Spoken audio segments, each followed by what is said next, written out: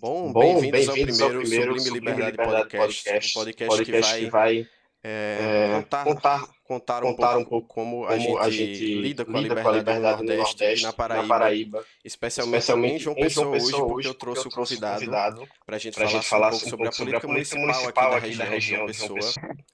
E a gente E a vai gente vai conversar um conversar pouco um pouco sobre sobre como como lidar com a lidar com a liberdade e o liberdade e o liberalismo aqui liberalismo na aqui região na do região do Nordeste, Nordeste, especialmente especialmente em João em João Pessoa, Pessoa, certo? certo? Comigo aqui, Comigo Pedro aqui, Pedro Chaves. E aí, Chaves. E Pedro, aí, tudo Pedro, bom? tudo bom? E aí, tudo bem, Gabriel? Boa noite a todos que estão assistindo aí e desejo um sucesso aí para esse projeto, né, que se inicia hoje. Agradeço o convite e que seja um espaço aí para a gente conversar sobre a liberdade e cada vez levar essa mensagem para mais pessoas.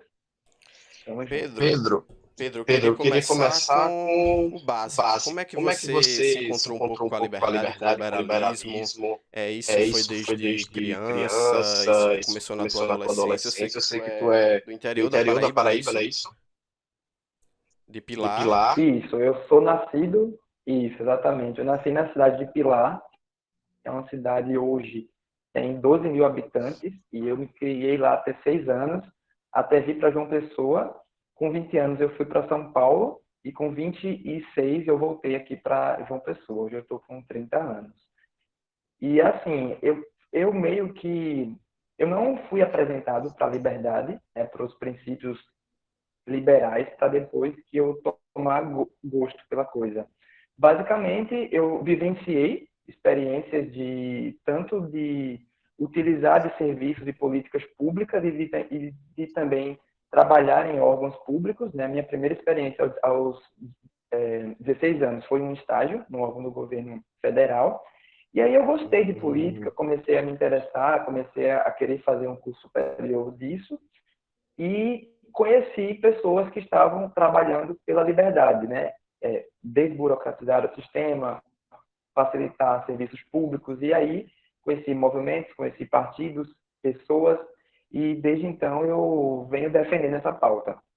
É algo que eu me simpatizei e acredito que a gente só vai ter serviços e ter uma vida melhor se a gente tiver as nossas liberdades respeitadas e um governo que de fato funcione para o cidadão. Então, Então, esse teu esse teu estágio estágio lá, foi lá, lá em foi lá em Pilar Pilar mesmo ou mesmo? Ou tu tu já estagiou aqui em estagiou João aqui em João Pessoa? Pessoa? Já. Já. Não, eu com 16 anos eu já estava aqui em João Pessoa. Eu estava no ensino médio, né? E aí eu fui estagiar na FUNASA, que é a Fundação Nacional de Saúde, é uma autarquia do governo Hum, federal. Fiquei 2 anos lá na FUNASA e foi o meu primeiro contato com foi aí que Foi tu aí órgãos que foi tu foi públicos, né? apresentado apresentado à a questão questão dos órgãos dos órgãos públicos, né? públicos, né? Aham. Uhum. E aí que E tu aí viu, que tu começou a ver a começou a ver a necessidade da necessidade da questão da questão da liberdade liberdade e e de de respeito às respeito às liberdades das liberdades das pessoas, pessoas, entendi. entendi. Então, Então, deixa eu deixa eu recapitular. recapitular. Tu tava, Tu tu veio na veio na adolescência pra adolescência para cá, cá, pra João para João Pessoa, Pessoa, saído de saído de Pilar. Pilar. Tu Tu teve teve esse esse primeiro primeiro estágio onde tu estágio onde teve tu teve contato com a contato com a liberdade e liberdade e depois tu depois foi tu pra foi São para São Paulo ou Paulo tu ou fez tu fez gestão gestão pública pública primeiro antes de primeiro ir pra antes de ir São para São Paulo? Paulo? Não, eu fui para São Paulo. Isso, eu fui para São Paulo. Uhum. Lá eu comecei a fazer a administração. E o curso de gestão pública, basicamente, foi quando eu voltei aqui para João Pessoa, né? Eu voltei com um foco mesmo de entrar, de fato, no governo, tanto em cargos eletivos, tanto em cargos de assessoria. Antes eu tinha mais uma motivação de tentar defender a liberdade, mas eu não tinha esse foco, né, de estar dentro sendo um agente de transformação ali, de promoção da liberdade. Então, a minha experiência em São Paulo foi mais acadêmica, profissional, nas empresas que eu trabalhei, nos movimentos que eu conheci lá, militei, e partidos, inclusive, que eu me filiei. E, bom, São Paulo, eu acho que ela foge um pouco da realidade do Brasil, né, por ser uma grande cidade, e lá tem de tudo, tem muitas pessoas, tem muitos movimentos, e Uhum. isso foi muito importante para eu poder conhecer mesmo, entender. E depois que eu estava nesse movimento, foi que eu falei: ah, isso é liberalismo, é nisso que eu acredito e é isso que eu quero fazer. Inclusive, foi lá que eu conheci o Livres, era ano de 2016, ano de eleição municipal, e aí um grupo, né, de amigos migrou basicamente para o PSL, que o Livres naquela época era a juventude do PSL, e a gente fez ali uns 2, 3 meses antes da eleição de outubro, em apoio a um candidato filiado ao PSL, mas que representava a juventude do Livres naquele ano.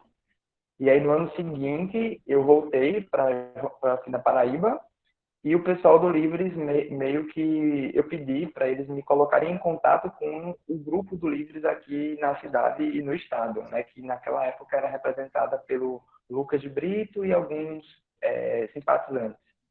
E desde Uhum. então a gente vem, né, agregando mais pessoas ao Livres daqui.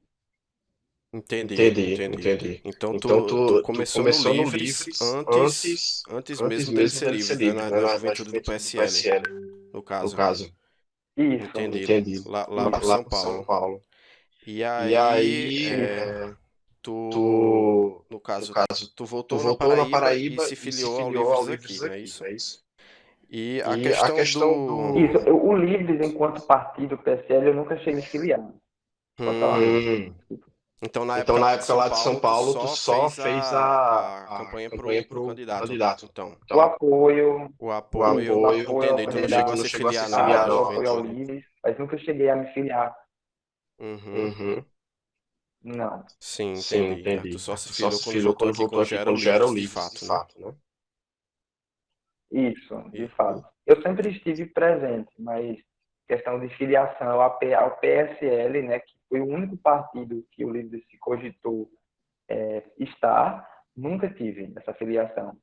Mas com o Livres, enquanto movimento, sempre estive, e quando se regularizou, né, quando virou uma instituição sem fins lucrativos, eu me associei de fato, né, me filiei. Entendi. Entendi. Pedro, Pedro, essa essa questão questão do do PSL e do PSL e do Livres, Livres, como é que como é que foi? foi? Eu Eu sou, sou, né, sou sou membro do membro do Livres há Livres pouco há pouco tempo, né, tempo, alguns né, meses alguns meses só, só, e tu e pegou tu esse pegou esse comecinho ali. comecinho Como ali. foi Como essa foi essa questão? Como foi questão? essa Como foi essa mudança da mudança da juventude do juventude do PSL para o PSL para o Livres? Por que Livres? isso Por que isso aconteceu? aconteceu?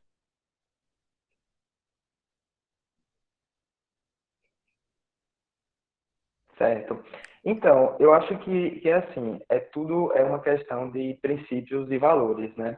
O grupo que nasceu dentro da juventude do PSL, de fato defendia a liberdade por inteiro, liberdade nos costumes, liberdade na economia, e Uhum. seria muito mais fácil crescer dentro da juventude e se tornar um partido que defendesse essas pautas do que criar um novo.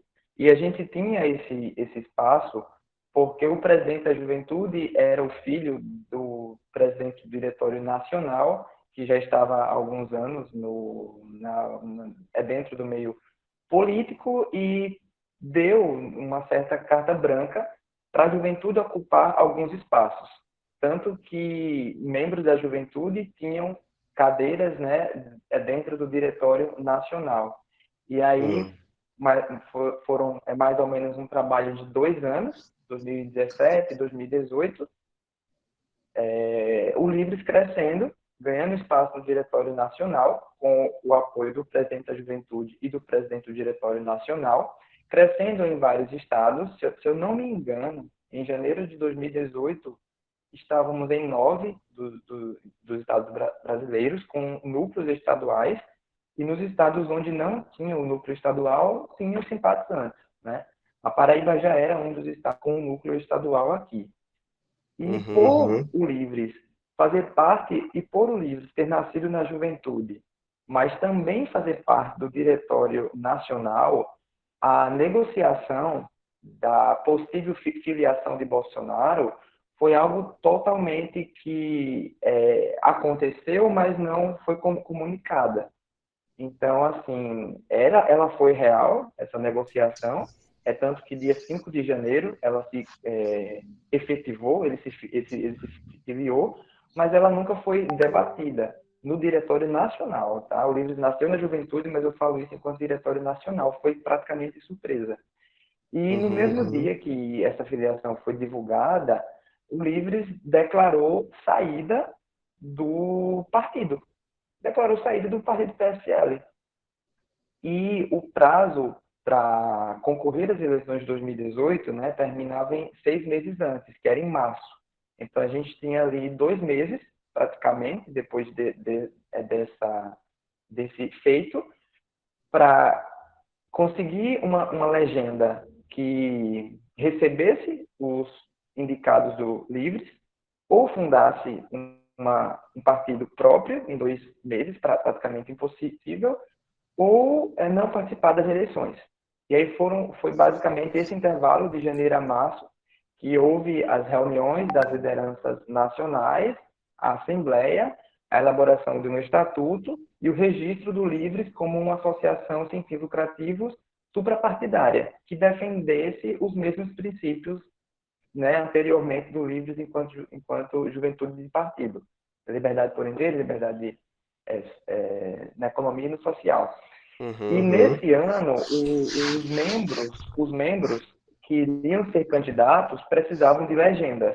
Então, o Livre ele se tornou suprapartidário em 8 partidos diferentes, né? A gente tem hoje mais de 30, mas é suprapartidário não a todos os partidos, mas sim aqueles meia dúzia ali de partidos que também defendem, eu tento defender, se aproximar da liberdade mais próximas do que o Livres acredita.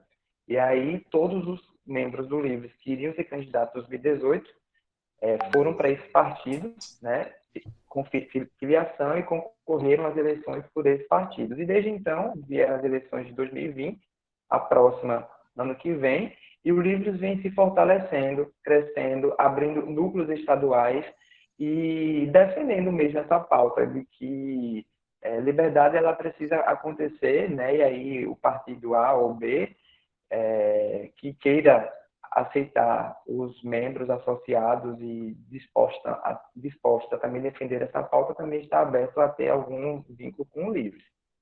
Então, foi basicamente essa a trajetória. Entendi.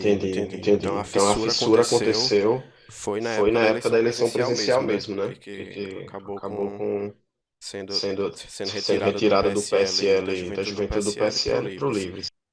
Então, tu tava falando da questão dos outros movimentos liberais, né? Por que tu Isso, escolheu o Livres e tal.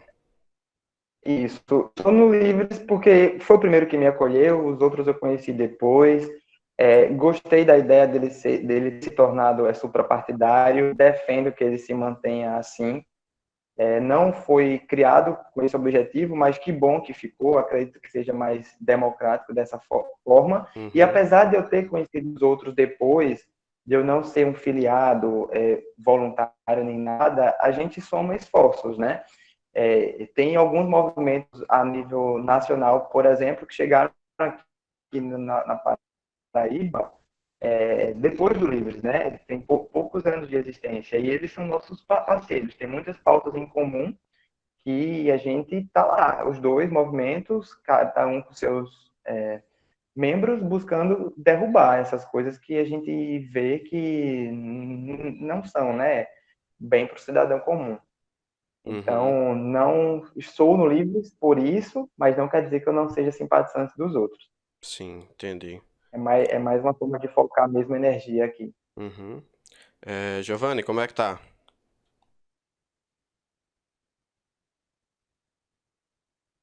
Tudo ok. Tudo ok? 100%? 100%. Pronto, obrigado. E a questão da tua candidatura, eu queria falar da tua candidatura pelo cidadania e tal. Por que tu decidiu se candidatar? Isso veio antes ou depois Isso. da questão da associação de moradores? Conta um pouquinho dessa história, da associação, da candidatura, da vereância. Certo. Então, eu vou voltar um pouquinho atrás. Tudo começou na Funasa, no meu estágio, com 16 anos. Em 2 anos que eu fiquei lá, passaram 5 coordenadores, todos de indicação da política. Uhum. E isso me incomodou um pouco, né? Inclusive, um desses 5 desligou todos os estagiários dia 31 de dezembro. E aí, dia 2 de janeiro, eu voltei lá com a minha rescisão e meu chefe falou assim, não, você não vai sair, você fica. E eu caí na real, né? Caramba, a corrupção existe e está na mão de pessoas, não está na mão de Uhum. currículo, de critérios. Então, aquilo me incomodou tanto que eu decidi fazer faculdade, trabalhar, enfim, dentro de governos. Eu não sabia ainda se me candidatando, se assessorando, se fazendo um concurso público, mas a motivação política, ela já nasceu ali.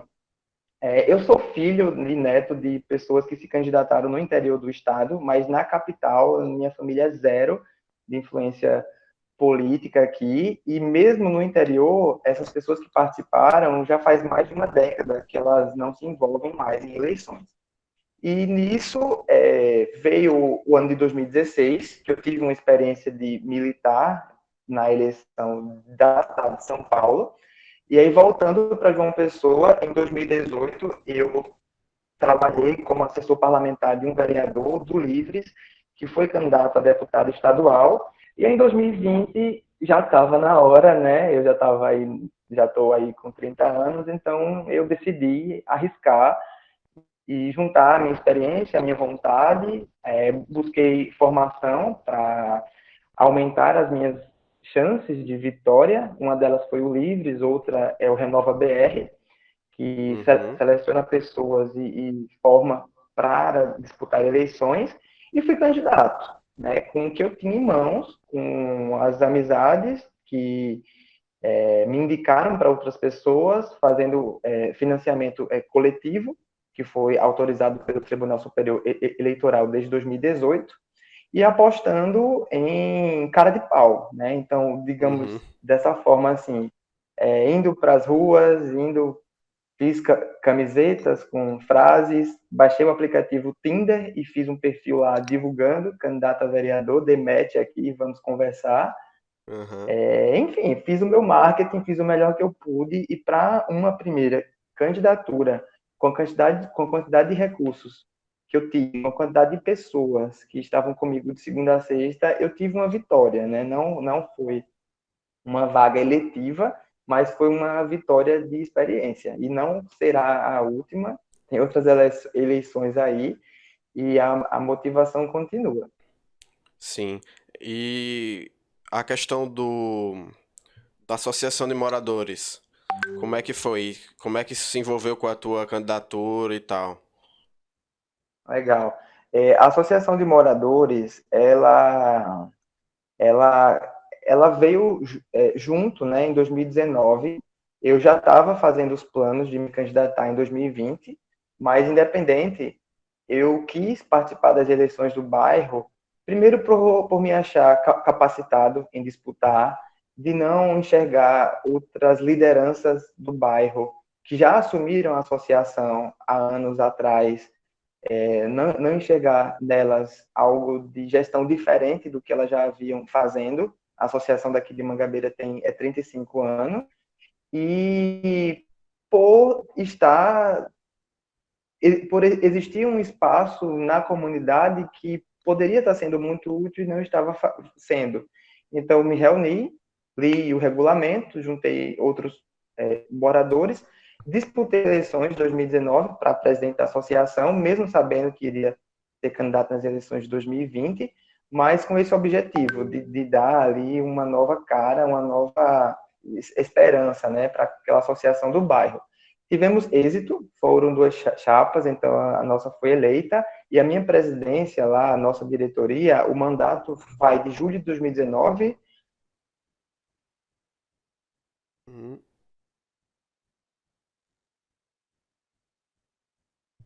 Eu acho que Pedro deu uma Até caída. julho de 2023. Então agora a gente Pedro? está completando 2 anos e temos ainda mais 2 anos para frente. Pronto, pode repetir o finalzinho Legal. só? Em que parte? Eu estou aqui, estou te ouvindo, Gabriel. Já tá. Certo. E aí eu estava falando da nossa gestão na Associação de Moradores, vai de julho de 2019 até julho de 2023.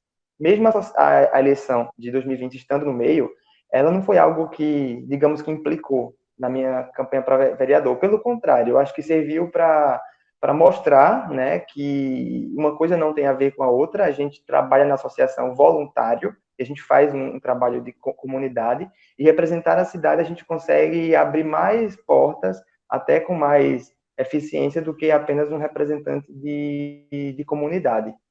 E então, e também para mostrar que após as eleições eu estou aqui de volta e trabalhando, né? Uma coisa que a gente pensa é que o político só vai aparecer de 4 em 4 anos, tá? Mas Uhum. e aí durante os 3 anos aí de intervalo de uma eleição para outra, o que é que ele está fazendo? Então aqui na Associação de Moradores é meu refúgio, ela serve meio que para eu continuar o que eu gosto de fazer, né? Que é resolver problemas e ajudar o povo. Sim.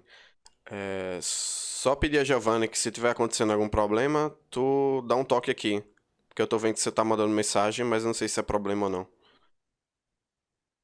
E, Eu não estou vendo.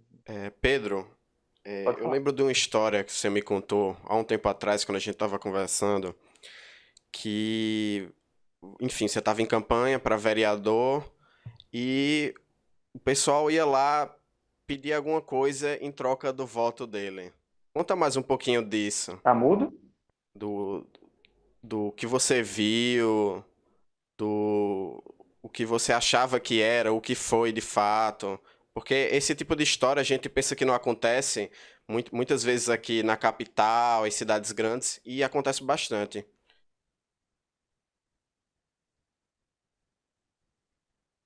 Cortou um pouco do início da sua pergunta. Você está falando da minha experiência como assessor, é Não, isso? quando você estava candidato já.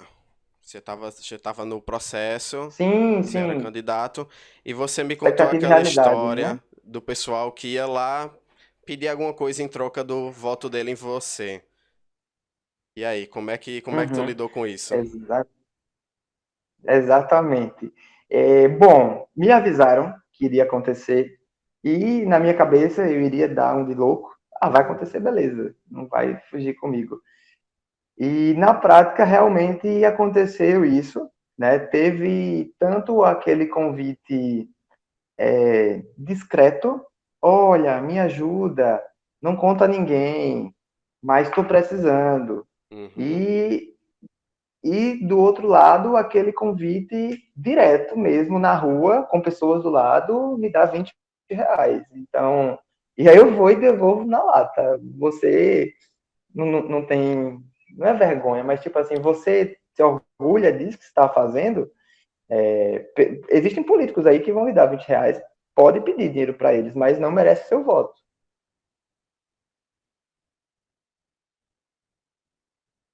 Pedro? Deu uma caída de novo. Esperar ele um pouquinho. Então, realmente acontece, a gente está numa capital, eu acho que Voltou? não, acho que essas Voltou. coisas só no interior, mas Voltou. tá bom, voltou? Então, eu estava falando que realmente essas coisas também acontecem, não só no interior, na capital também. Uhum. Talvez não aconteça muito mais porque a gente não tem uma mídia em cima ou conhecimento das pessoas. E na capital, por mais que a gente diga, olha, se ele pegar seu título, sua zona de sessão, mesmo assim, ele não. Mas não acontece. As pessoas realmente acreditam nisso e algumas voltam com medo de descobrirem que prometeu o voto e não votou, e outras voltam porque vendeu o voto mesmo e buscam vender o voto. E vendem o voto quantas vezes quiser, quantas vezes puder. Então, a última semana, ela meio que pode destruir um trabalho que você fez há 40 dias, porque a campanha hoje são 45 dias. Então, a última semana, ela, tipo assim, ela pode ser muito injusta com quem vem trabalhando de uma forma correta, apresentando propostas para os 4 anos, né, independente de ser executivo, legislativo, e aí você já está dentro de uma campanha, você tem que lidar com tudo isso, inclusive no dia da eleição. É muito desigual, é muito, enfim, complicado, Uhum. né? Desistir não é opção, mas é uma cultura que o brasileiro, de uma forma geral, tem, e não tem outra forma de lidar para diminuir essa cultura, a não ser com o passar dos anos e de pessoas como eu, como outras pessoas que se candidataram, que não se curvam a esses convites, sabe, de facilidades, porque uma vez cedido, né, você ceder a primeiro, ceder a esses convites não quer dizer nada, porque eu conheço pessoas que compraram o voto, foram lá, acreditaram, gastaram muito, mas não teve êxito. E segundo, se tivesse êxito, estaria os 4 anos comprometidos, né? Cheio de favores aí a trocar e, enfim, não iria resolver o problema de quem realmente precisa. É, Então, de fato. Mas tu acha que isso influencia quanto numa eleição? Por exemplo, numa eleição de vereador, você não precisa ter uma quantidade muito absurda de votos, principalmente aqui em João Pessoa, né, para ser eleito. Tu acha que esse tipo de comportamento influencia quanto? Tu consegue me explicar mais ou menos assim? Se realmente você disse que às uhum, vezes isso não dá certo, às vezes dá e a pessoa fica comprometida, mas o quanto seria isso? uhum. Olha, eu acredito que talvez ela seja o inverso, sabe? Por mais que vereador não precise de tantos votos para você ganhar, ela se torna uma eleição mais difícil do que o executivo. Eu digo isso porque João Pessoa, em 2020, foi a eleição que teve a maior quantidade de candidatos da história daqui da capital. Foram mais de 600. E prefeitos, por mais que tenha no primeiro turno, a gente teve 13 candidatos, a gente só fala de 2, 3, 4 no máximo. E vereador Uhum. não, em toda esquina tem um. Então, de fato, se você faz um trabalho ali de 30 dias e chega alguém na última semana com o dinheiro, com cesta básica, dando alguma coisa, calçando a sua rua, é, é um trabalho que você fez, que fica na lembrança, beleza, mas quem resolveu o meu problema foi fulano. Então a gente vê muito mais vereador na rua do que os prefeitos. Uhum. E, enfim, esse mau costume, né, dos maus políticos e a falta de educação política, a falta de participação do cidadão eleitor também ajuda o sistema. Então Entendi, é realmente entendi. um trabalho, entendeu? E a questão de tentar levar à frente uma candidatura com pouco dinheiro, com poucas pessoas, poucos recursos. Como é que foi isso? Como é que tu tentou driblar isso para Vamos tentar lá. conseguir o assento? Vamos lá. Eu estou falando de todos esses problemas de uma candidatura na prática, mas não para desanimar ninguém, tá? Nem eu, Sim. inclusive. Os problemas estão aí e fugir dele é pior. Sobre a arrecadação de custos, ela vai muito mais de como você vai investir o dinheiro. Então, por exemplo, você tem 50 mil, mas gasta com santinho, mas gasta com bandeira e não gasta com outras coisas, alguém que tenha 10 mil, que gaste da forma correta, ela pode ter uma visibilidade e engajamento muito melhor do que o seu. E não adianta ter material gráfico e ter pessoas na rua se você não tem discurso. Se o eleitor não vê a sua voz, se o eleitor não vê você nos eventos e tudo mais. Então, assim, é relativo. Se eu for pegar, por exemplo, a quantidade de dinheiro que eu gastei e dividir pela quantidade de votos que eu tive, é um número bom, né? É um custo de voto bom. A gente tem aí, por exemplo, pessoas que foram eleitas, mas aí se você for ver quanto que ela gastou para receber aquela quantidade de votos e ser eleita, foi mais de R$ 100 por voto, né? E vamos falar aqui do fundo partidário, né? Uhum. E o fundo eleitoral, do fundo de Que é um financiamento tema eleitoral. complicado para liberais, né? A É um, maioria, enfim. exatamente. É complicado para os não liberais. Para os liberais é fácil, porque a gente é contra, né? Uhum.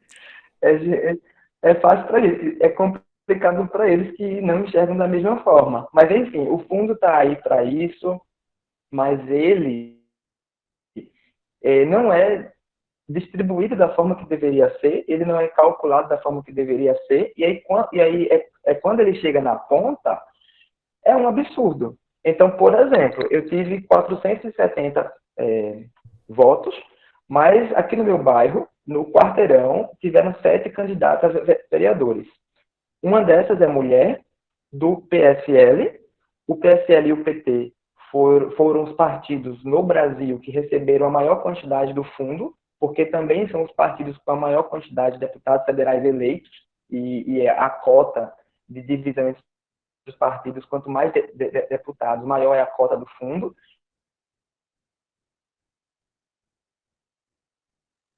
Então, veio dinheiro para os homens, para as mulheres e tudo mais.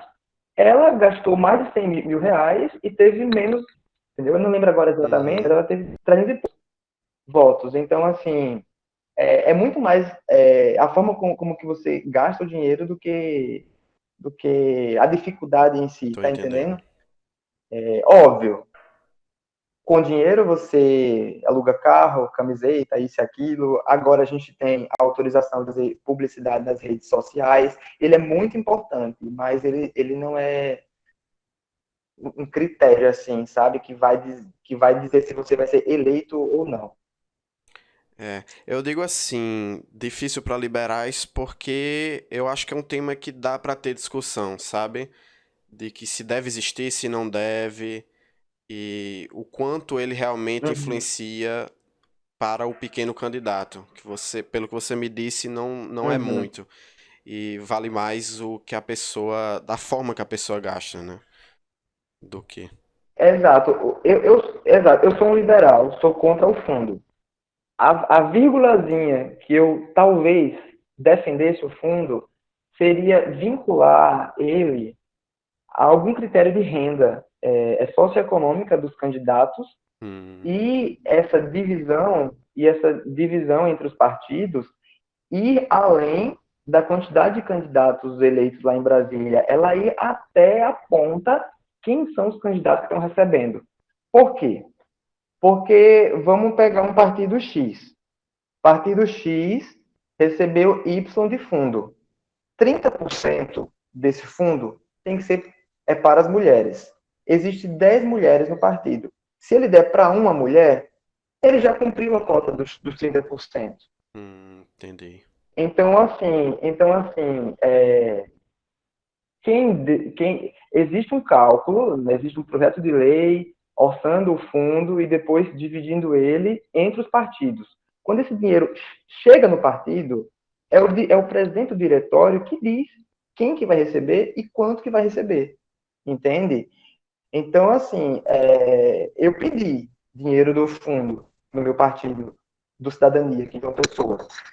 Se existe o fundo e se ele vai vir, então tô sem recurso nenhum, fiz uma campanha sem adesivo, sem carro, sem muita coisa, então se vier eu quero.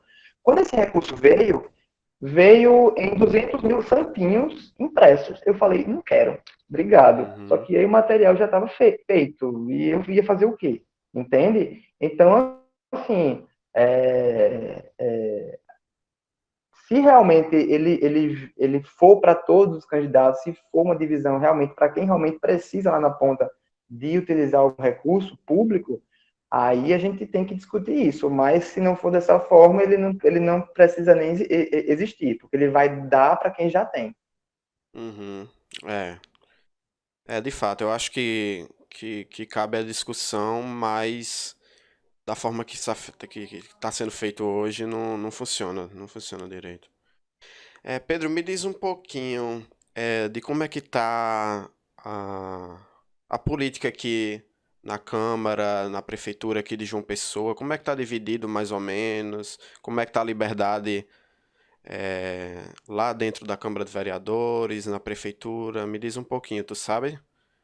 Em mais detalhes? Olha, assim, eu sei do que eu acompanho, né? Sim. A gente teve uma eleição com uma coligação muito forte no primeiro turno, e essa coligação, que já era forte, aumentou muito no segundo turno, é tanto que levou à vitória do prefeito Cícero Lucena. Sim.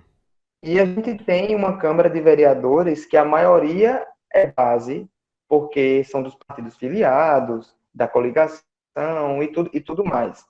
E eu não sei, agora estou em dúvida se a Câmara de uma pessoa ela costuma eleger o presidente do biênio atual e do próximo biênio na mesma eleição. Só que estavam tentando anular a eleição do próximo biênio, né, que vai começar em 2023. Eu não sei se conseguiram, mas se mantiver a mesma chapa que vai dirigir a Câmara de João Pessoa daqui a 2 anos, também é formada de base do prefeito atual. Então aí a gente fica com um compromisso maior de fiscalizar e defender a liberdade, né? A gente tinha ano passado 2 vereadores associados ao Livres, hoje a gente só tem um. E, enfim, uma Câmara muito conservadora, no meu ponto de vista, apesar de ter alguns ou outros ali que defendem tecnologia, empreendedorismo, mas a gente sabe que liberdade não é só esse lado econômico. E, enfim, é como eu te falei, a Câmara serve para fiscalizar o prefeito, mas a gente está, talvez, nos 4 anos aí, com uma Câmara parceira da gestão executiva, então a gente tem aí esse compromisso de fiscalizar e ficar atento cada vez mais. De fato. É o sistema do Poder Legislativo, né? Tanto a nível municipal quanto a nível estadual e federal, ele não favorece muito quem quer fiscalizar, quem quer combater, enfim, né? É muito complicado quando o presidente do executivo ele tem a maioria, né? É complicado essa questão. Principalmente pra gente que defende a liberdade, levando em consideração que a gente tem muitos falsos liberais na política, né? Principalmente agora, de um tempo pra cá, de alguns anos pra cá. O próprio presidente, né? Ele se elegeu numa certa base liberal e depois praticamente jogou fora, né? Então, isso acontece bastante. E Pedro, como é que foi tua entrada no Cidadania? Por que o Cidadania? Cidadania é liberal, Pedro? O Cidadania é centro, né? É centro-direita, centro-esquerda, tem muitos liberais lá, mas é um partido que não é extremo em nenhum dos lados. E a minha ida para o Cidadania, eu cheguei a pesquisar 5 partidos dos mais de 30 que a gente tem. Conversei com algumas pessoas, fui em reuniões. Ano passado não, 2019, em outubro, o Cidadania fez uma Assembleia Nacional e reformulou o seu estatuto. Então, eu li esse estatuto e o Cidadania já ficou no meu radar desde então. E aí veio somando com uma série de fatores que são amigos filiados ao Cidadania, muitas pessoas do Renova BR filiadas ao Cidadania, muitas pessoas do Politize nacionalmente filiadas ao Cidadania, e aqui em João Pessoa, qualquer partido que eu fosse, eu seria o novato. Mas no Cidadania, eu teria alguns amigos lá que já eram para eu ser o novato em um partido que eu tenho amigos. Amigos que eu digo, amigos de militância, né, que vão para a rua defender, enfim, faz alguns trabalhos em movimentos suprapartidários, como o Livres é um deles. E alguns outros partidos, que eu também sou simpatizante, não disputaram as eleições em nenhum dos cargos, né? A gente sabe que o Novo é um deles, eu já fui filiado do Novo em São Paulo, 2015 e 16, e ele não concorreu nas eleições. Mas ele não concorreu, não ele concorreu. não se colocou, não concorreu. Então, mesmo que eu quisesse, eu não poderia. E qualquer outra pessoa que era do Novo, esperando que o Novo lançasse uma candidatura e não lançou, teve que sair, se filiar a algum outro para poder concorrer, porque a filiação no Brasil é obrigatória. E por que o Novo não lançou candidatura, Pedro? Tu sabe dizer? Então, existe uma estratégia do Diretório Nacional, e aí eu vou só explicar, tá? Não vou entrar no mérito de comentar, mas Sim. eles colocaram um filtro nas cidades que quisessem ter candidatos do Novo, ter no mínimo 150 filiados, não vou lembrar agora, mas eles colocaram uma meta. Todas as cidades do Brasil podem buscar os filiados. A cidade que conseguir essa quantidade aqui, a gente vai abrir o processo Ah, seletivo para os filiados que quiserem se candidatar, concorrer. Se forem aprovados no processo seletivo, a gente vai lançar vocês. E aí, João Pessoa não conseguiu a quantidade de filiados. Foi esse, né? Foi esse o motivo. Então, já o novo já saiu de possibilidade. Nisso, eu conversei com os partidos, eu li o estatuto, eu vi aonde melhor eu estaria e fui para o Cidadania. Estou ainda no Cidadania hoje e até então é um partido que eu estou confortável, né? Existem algumas lideranças nacionais que me conquistam a permanecer no partido. Nacionalmente, eu estou conhecendo, como eu falei, qualquer partido que eu fosse na Paraíba, eu seria um novato dentro dele. É meio que uma simpatia que eu tenho pela nacional que me faz permanecer aqui pela municipal. pelo que você falou, me parece um partido que você tem espaço para manobra, né? Você não precisa ser exatamente aquilo que o partido quer, né? Você tem um certo espaço justamente por ele ser mais de centro, né? Isso, inclusive, isso está escrito. Dentro das assembleias, não existe questão fechada da maioria decidir por A e todos os filiados querer também ser obrigados a votar A. Isso está escrito no estatuto, então dá realmente uma certa liberdade. E todo voto, ou contrário, ou coligado com o diretório, tem as responsabilidades, né, para o filiado ali que o der. É isso. Uhum, entendi. É, Pedro, em relação ao Renova e o Politize, me conta um pouco dessa história. Até porque eu mesmo não sei como é que fosse. Eu não sei nem o que é direito o Renova, nem o Politize. Me explica um pouco disso aí, com a Massa. tua formação nele lá. Sim, massa. Opa, deu uma Se quedinha. inscrevam, Politize Renova BR, sigam, acompanhem. Deu Pegou uma aí? quedinha. Tu começa do começo de novo? Começo, sim. Bom, estava falando, se inscrevam, sigam, acompanhem.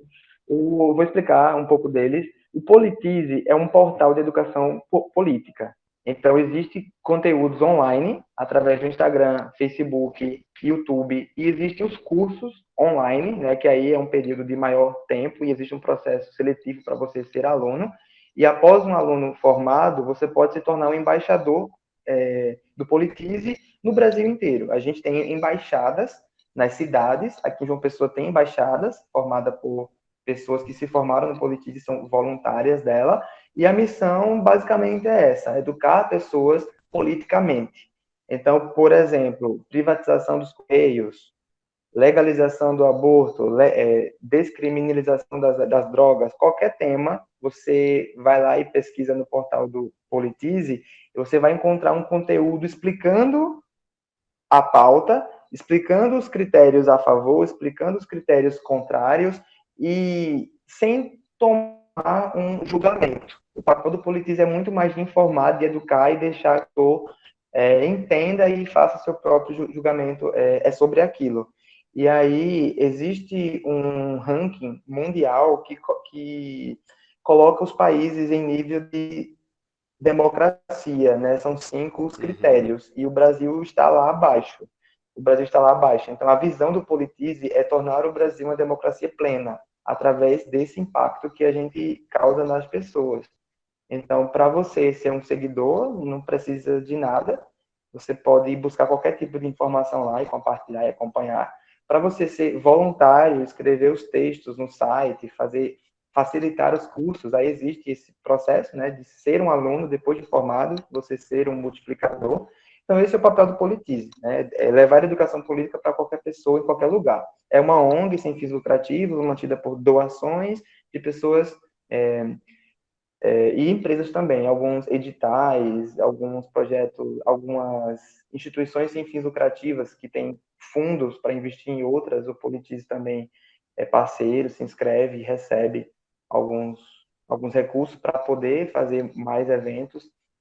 E o Renova BR é uma escola de políticos, é uma escola de democracia onde faz um processo seletivo.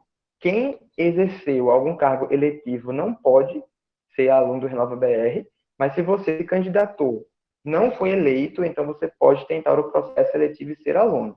Se você exercer, se você foi suplente e assumiu por um dia, infelizmente você já está fora dos critérios do Renova BR. É de fato para pessoas que nunca tiveram cargo eletivo. E aí é aberto para todos os partidos, para homem, para mulher, independente do nível de formação. Você, uma vez aprovado, você participa de uma formação que vai desde o entendimento do que é Estado, de como são formadas as políticas públicas, de qual que é a diferença de executivo, legislativo, municipal, estadual, nacional, de como a gente tem aula com especialistas de mobilidade, de saúde, de educação, de infraestrutura. A gente tem aula com professores de grandes universidades do Brasil, até mesmo de algumas universidades do exterior. E todos os alunos, independente se você é do partido A ou B ou C, são aulas iguais para todo mundo. E aí, após essa formação, ela aconteceu presencial em 2018, 2019, 2020 e 2021 está acontecendo online. E durante a formação acontecem algumas avaliações, né, para a gente saber ali quem são os alunos que irão concluir o curso. Além dessas aulas técnicas da função de um eletivo, existem também as aulas estratégicas de eleição. Então, a gente aprende a fazer captação de recursos, a fazer o marketing do candidato, a montar uma equipe, quantas pessoas são necessárias para você fazer uma campanha, quem é o coordenador de campanha, quem é isso, quem é aquilo. Então, eles dão realmente um beabá para quem quer ser um candidato e nunca foi, ou foi e tem pouca experiência. E aí, após a formação, cada ano eles vão mudando, né? Então, eu posso falar da última, que foi 2019, 2020. Os alunos formados tiveram um módulo extra, que foi até maio de 2020, e aí, a partir de junho, o Renova BR, ele meio que se desliga do contato com os alunos, porque a gente começa aí nos meses que antecedem a eleição, e o Renova BR assume muito mais um papel de mídia. Julho, agosto e setembro, antes da eleição, o papel do Renova BR é mostrar para o Brasil quem são os alunos que se formaram, quais foram os conteúdos que a gente teve, o que foi que a gente fez durante essa formação, porque tem algumas atividades práticas que são em praças públicas, em algum lugar, não é só um online, e ele se resume a isso. Também é uma instituição sem fins lucrativos e também é mantida por doações. Então, o Renova BR é isso, né? É para pessoas que querem se candidatar. Se você gosta muito de política, quer aprender, mas não quer se candidatar, então, se você quer se candidatar, Renova BR. Basicamente, essa é a diferença de uma para outra. Pelo que eu entendi do que você falou, eles têm uma pegada bem pragmática, né? Eles tentam puxar você para o que realmente importa nesse sentido, que é a parte educacional, que é a parte estrutural de se candidatar, de saber o que fazer, do que não fazer durante uma campanha, enfim, de levar uma campanha. Tem a parte eles ensinam você a debater também, essa parte lá no Renova.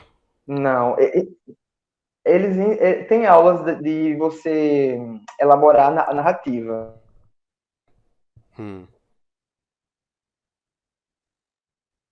Existe aula de elaborar narrativa, elaboração de... Não debater um e outro, mas ensinar você a melhorar o seu Melhorar a argumento. argumentação, né? É interessante. Tu acha Isso. que por ser mais pragmático, dois movimentos mais pragmáticos, que não tem exatamente um lado, eles têm mais capacidade de atingir mais pessoas. O que é que tu acha por exemplo, um contraste entre o Livres e o Renova? Apesar de ser propostas diferentes, mas um tem um lado, o outro não tem. O que é que tu acha disso? O que é que consegue atingir mais Olha, gente? eu acho, com certeza, existe muita.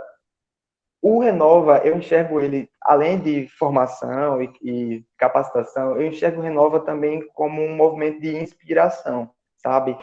Ele nos faz acreditar que a política tem jeito, que pessoas honestas precisam disputar eleições e se candidatar e serem eleitas.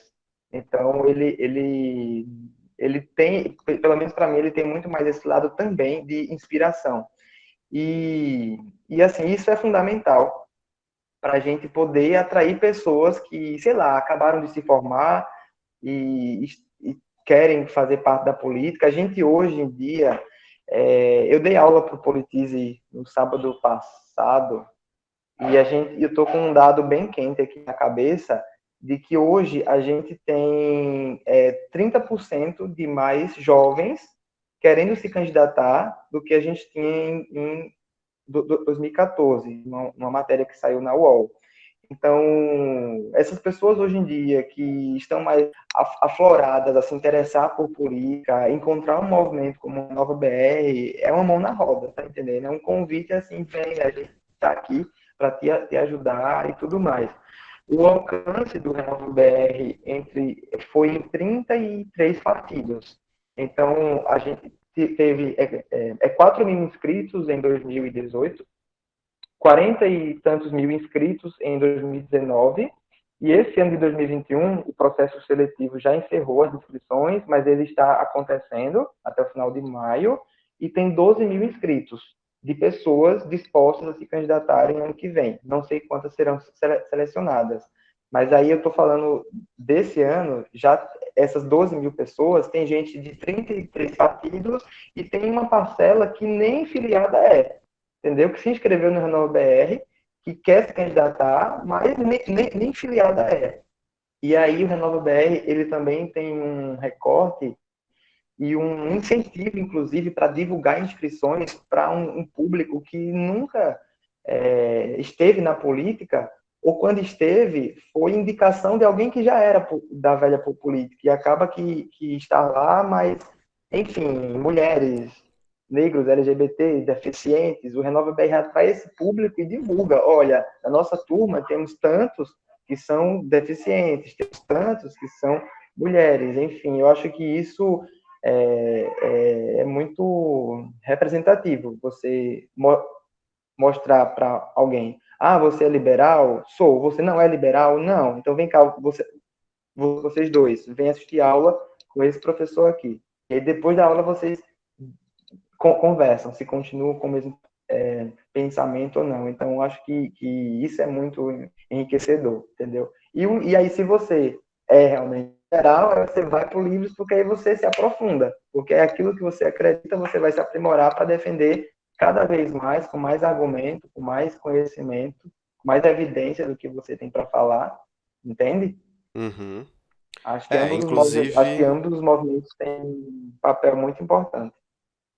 inclusive, contando um pouquinho aqui da minha história no Livres, eu vim pro Livres depois do SFL. Não sei se tu conhece o SFL, né? Students for Liberty. Sim, Enfim, enfim, eu tava lá em sim. Natal, tava estudando na faculdade, e aí entrei pro SFL lá, do núcleo de Natal, e aí terminei a faculdade, tive que sair e vim procurar alguma coisa que eu realmente defendia, que era parecido com o que eu via ali no SFL, né?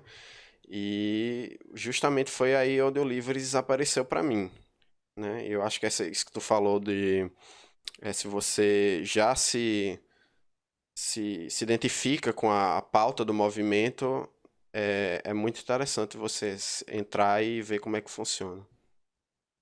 É muito bom. Com É, certeza.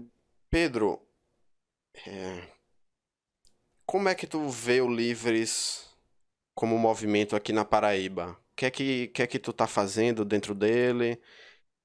O que é que tu gosta do movimento aqui, especificamente em João Pessoa, na Paraíba? Certo. Bom, aqui na Paraíba, eu cheguei em 2017, né? E apesar de ter alguns anos, a gente vem crescendo de uma forma devagar, digamos assim, só que a gente vem crescendo com pessoas realmente que querem estar aqui, né? Já tivemos no passado pessoas que estavam de tabela por outras, né? E hoje em dia só está quem quer, e acredito que esse é o caminho. A gente tem esse podcast, tem outras iniciativas é, acontecendo aí. Agora a gente tem, sei lá, tem acho que eu, Carol, Marília, Tiago, Lucas, a gente tem aí pessoas filiadas em 3 partidos ou mais. Então, isso pode parecer arriscado por um lado, a gente em um ano de eleição a gente não estar unido e tudo mais, mas por outro isso nos fortalece, né? Porque a gente consegue levar esse princípio de liberdade e defesa, porque a gente é em comum, quando a gente coloca uma pauta que o Livres defende em comum, só que a gente leva isso para os espaços partidários que a gente está, né? Eu, por exemplo, levo isso para dentro do cidadania, e se tem alguém do alguma mandatário do cidadania, por exemplo, que se posiciona em algo que o Livres é contrário, eu tenho essa liberdade de defender o meu movimento, entende? E cada um dos outros líderes que também são filiados, que são aqui da Paraíba, também tem esse papel, né? Então, acho que a gente está num dos melhores anos, tem novos projetos aí surgindo, o Giovanni, Antônio, você, tem pessoas novas que estão aqui porque querem, e o Livres é voluntário, então só basta a gente mesmo fazer ele acontecer aqui. Uhum. É É, certo? eu também, desde que eu entrei, eu também observei isso, que pelo menos nesse tempo que eu tô lá, é, o pessoal, ele tá lá porque quer, é totalmente voluntário e a galera quer fazer acontecer mesmo. Principalmente a galera que fica mais com a gente, eu, você, Giovanni, enfim, galera mais do núcleo mesmo. Mas ainda tem uma dificuldade muito grande de movimentos liberais adentrarem o, a política aqui no Nordeste, né? No Nordeste em geral, não só na Uhum, Paraíba, né? A gente tem, uhum, infelizmente, uma região que foi muito pautada no público, no Estado, né? Uma região que sempre teve muita ênfase nisso, onde a questão voluntária, a questão do empreendedorismo, a questão do empresariado nunca foi tão incentivada e a gente tem essa dificuldade. O que é que tu vê assim que a gente precisa fazer como livres ou até mesmo outros movimentos liberais para a gente fortalecer essa ideia de liberalismo aqui no Nordeste, na Paraíba?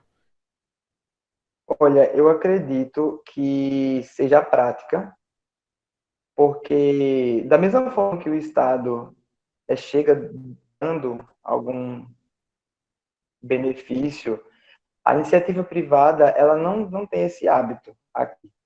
Então, quando a gente vê o empresário, a gente não, mas assim, a figura do empresário é aquela pessoa que quer ganhar dinheiro, é capitalista, então quer oprimir o trabalhador, e acho que não é dessa forma. Existe uma cultura que a gente precisa ir quebrando, né?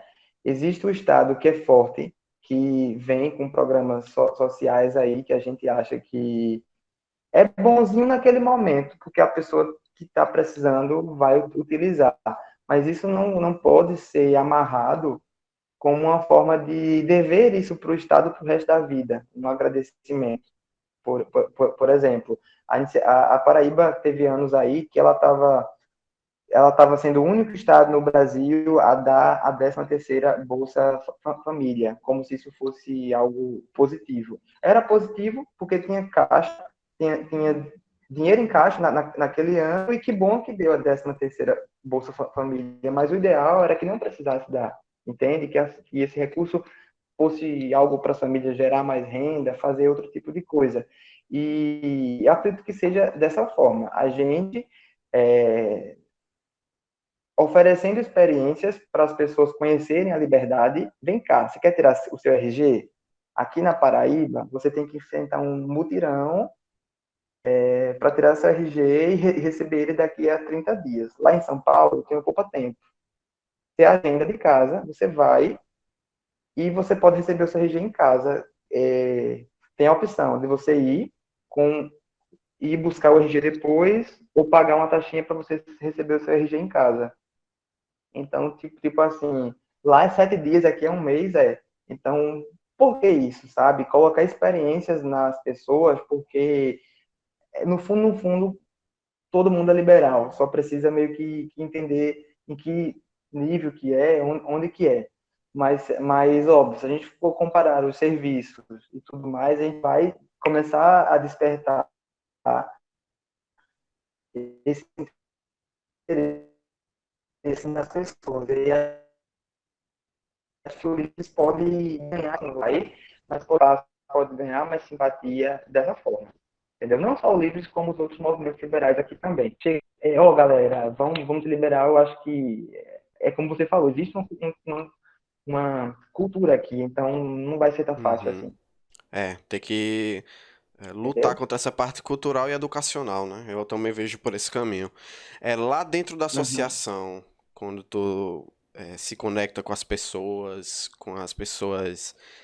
com estudantes, com pessoas de renda baixa, enfim, o que tu vê isso acontecendo? Porque a gente que está aqui na nossa posição, dentro do Livres e tal, a gente sempre vê notícias de liberdade e tal, principalmente aí de uns anos pra cá. Mas a galera mesmo, o povão, como é que tá vendo essa questão do liberalismo?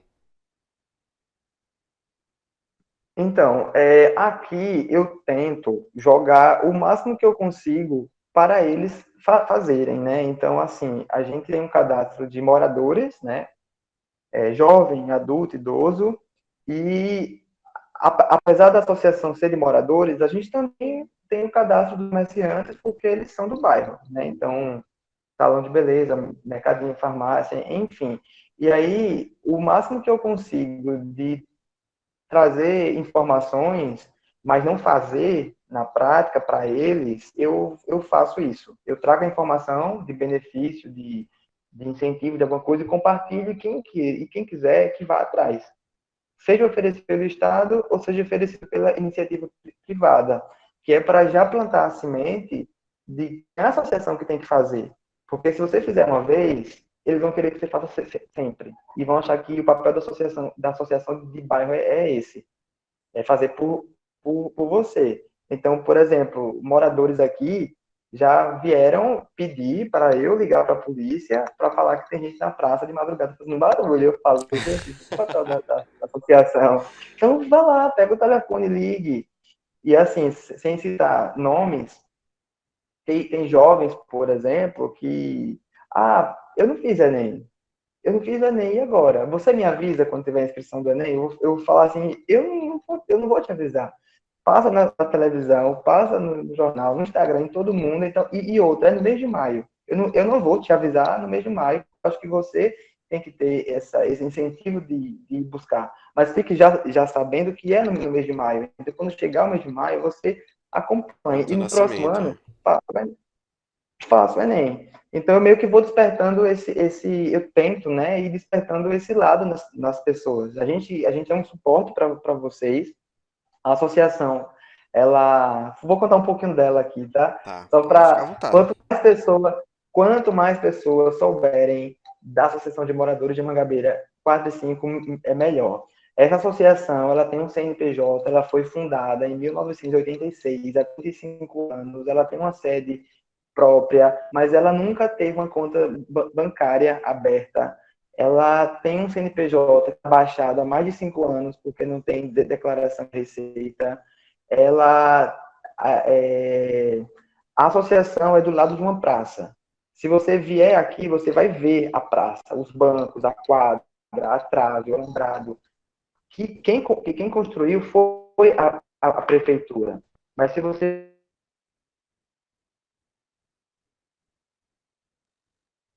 Opa, vai lá na prefeitura, é um terreno baldio. Não existe essa praça para a prefeitura. Então, aí você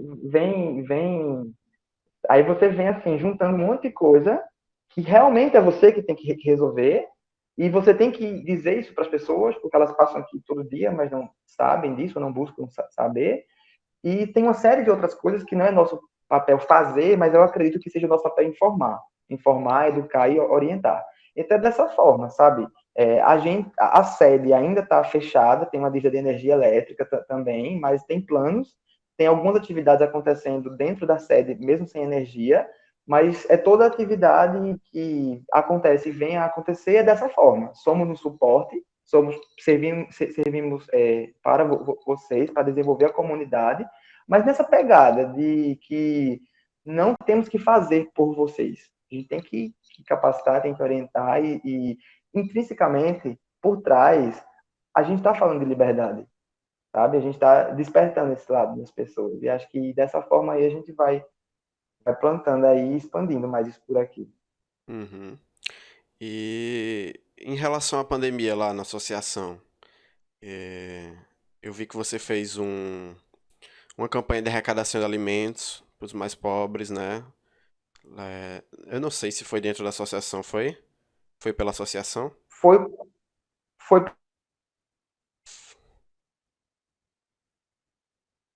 Pode repetir, Pedro? Deu uma travada.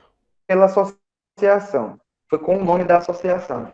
Essa campanha foi nacional, posso sim. Essa Hum, campanha, ela foi com o nome da associação, mas como eu falei, sem a conta bancária e sem o CNPJ, foi utilizado os meus dados pessoais, mas foi usando o nome da associação com um edital uhum, nacional de um fundo de empresas que estava ajudando projetos no Brasil inteiro. Mas esse projeto, eles não estavam ajudando assim, você precisa e está aqui o dinheiro, não. Eles colocaram uma meta para cada um dos projetos arrecadar parte do valor, um terço do valor, porque eles iriam vir com a diferença.